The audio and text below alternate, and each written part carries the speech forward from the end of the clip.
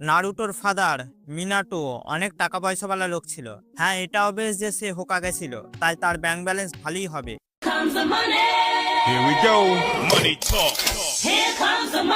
তাহলে প্রশ্ন একটাই, নারুটো কেন এত গরিব ছিল? কে বা কারা যে নারুটো সব পয়সা খেয়ে নেয়? মানে আমার একটাই কথা, মিনাটোর কাছে যখন এত টাকা পয়সা ছিল তাহলে সে মারা যাওয়ার পর নারুটোকে সব টাকা পয়সা দিয়ে দেওয়া উচিত। বাট নারুটো তারপরেও এক্সপায়ার ফুড অ্যান্ড মিল্ক খেত। আমরা পুরো অরিজিনাল নারুটোতে দেখেছি নারুটোর কাছে একদমই পয়সা ছিল না। একদিকে চারিপাশে সবাই তাকে হেট করে, দূরে সরিয়ে দেয়, বাড়ি এসে বেকার খাবার খাওয়া, আর ঘরের যে অবস্থা বলার কথা নয়। দেখে মনে হচ্ছিল একটা ঝড় আর ভেঙে পড়ে যাবে। খাবারের মধ্যে আমরা শুরু থেকেই নারুটোকে রামেন খেতে দেখেছি। এর কারণ হতে পারে তার রামেন অনেক পছন্দের খাবার, বাট এর পেছনে এটাও কারণ হতে পারে নারুটো অনেক গরিব, তাই এর থেকে ভালো খাবার খাবার মতো পয়সা ছিল না। রামেন যেহেতু সস্তা তাই ওটাই খেত। আমরা নারুটোর কাছে একবারই পয়সা দেখি যখন সে জিরা সেন্সের সাথে ছিল, অ্যান্ড ওই পয়সাও জিরা সেন্সে কিছু মেয়ের পেছনে উড়িয়ে দেয়। औरत का चक्कर बाबू भैया, औरत का चक्कर बहुत बेकार होता है। অনেক লোক এটা বলবে নারুটো গরিব এই জন্য ছিল যে তার কোনো প্যারেন্টস ছিল না যে তাকে ফাইন্যান্সিয়ালি সাপোর্ট করতে পারে। অ্যান্ড অলসো আমরা যে সময়ের কথা বলছি সেই সময় নারুটো গেনিন ছিল, আর গেনিনরা অনেক ছোট ছোট মিশন পায় সি অ্যান্ড ডি র্যাঙ্কের, যার জন্য বেশি পয়সাও পায় না। বাট যেমনটা আমি ভিডিওর শুরুতে বলেছিলাম, মিনাটোর কাছেও তো অনেক টাকা পয়সা ছিল। ওই পয়সা কোথায় গেল? অ্যাজ মিনাটো হোকাগে ছিল, তার কাছে অনেক বেশি টাকা থাকা উচিত। অ্যান্ড এটা ভুললেও হবে না, কুশিনার কাছেও টাকা ছিল, কারণ সে জোনিন ছিল অ্যান্ড নাইন টেলসের জিনচুরিকে লিভ ভিলেজের জন্য। মিনাটোর টাকা, কুশিনার টাকা, এত টাকা কোথায় গেল?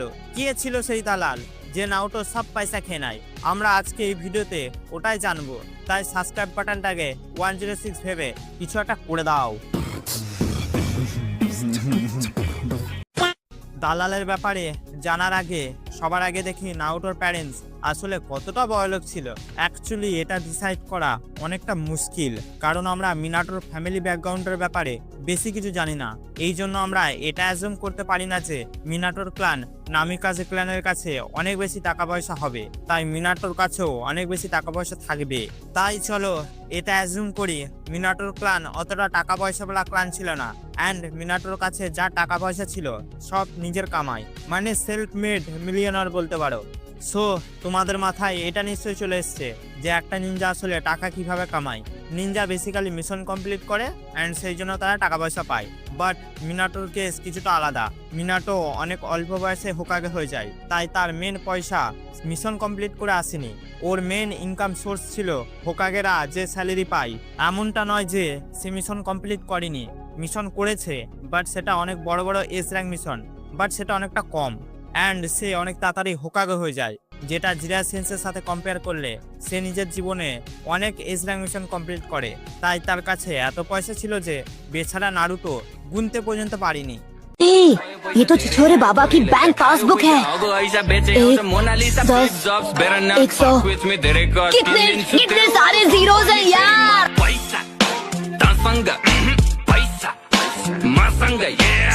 আমরা এটা অ্যাজুম করতে পারি হোকাগেদের ভালোই স্যালারি দেয়, কারণ তারা পুরো ভিলেজকে চালায়। মিনাটো 1 বছরের জন্য হোকাগে ছিল, তাই তার কাছে ভালোই পয়সা হবে। বাট ওর মিশনেও একবার নজর দিই। নারুটো ডাটা বুক অনুযায়ী মিনাটো টোটাল 847টা মিশন কমপ্লিট করে, যার মধ্যে 122টা ডি র্যাঙ্ক, 147টা সি র্যাঙ্ক, 216টা বি র্যাঙ্ক, 323টা এ র্যাঙ্ক, অ্যান্ড ফাইনালি 39টা এস র্যাঙ্ক মিশন ছিল।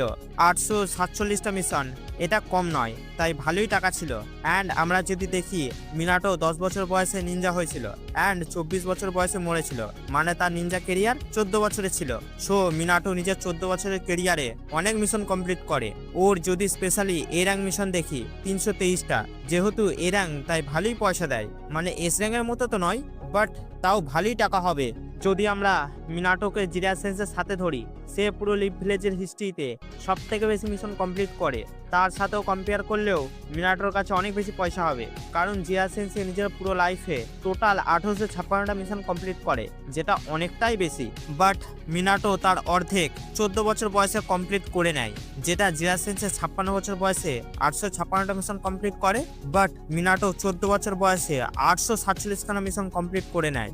বয়স হিসেবে দেখলে মিনাটো কিন্তু এগিয়ে আছে। যেমনটা আমি তোমাদের বলেছিলাম, নিনজারা পয়সা পায় মিশন হিসেবে। মিনাটো যেহেতু অনেক মিশন করে, তাই তার কাছে অনেক বেশি টাকা পয়সা থাকা উচিত। অ্যান্ড এটা ভুললে হবে না, কুশিনার কাছেও অনেক টাকা পয়সা ছিল।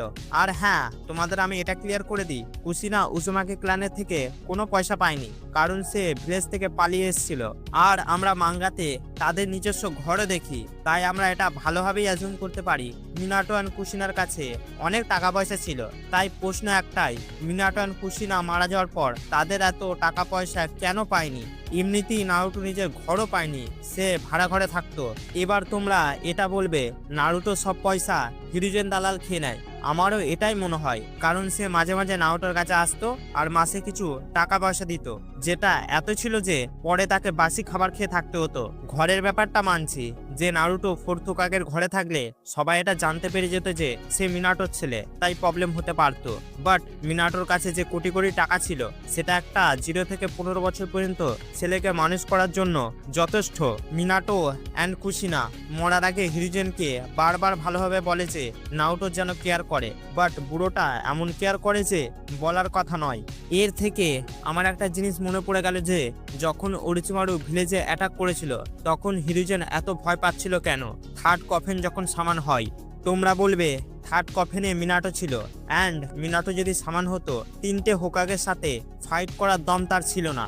বাট এটা সত্যি নয়, হিরুজেনকে হারানোর জন্য একটা হোকাগেই যথেষ্ট। হিরুজেন ভয় পাচ্ছিল কারণ সামান হওয়ার পর মিনাটো যদি নারুটোর এই অবস্থা দেখতো, তাহলে ওরোচিমারুর আগে হিরুজেনকে ভালো করে ধুতো, সার্পো ছাড়াই, দিয়ে ওপরে পাঠাতো। তারপর কুশিনা ওপরে আলাদা করে ধুয়ে টাঙিয়ে দিত।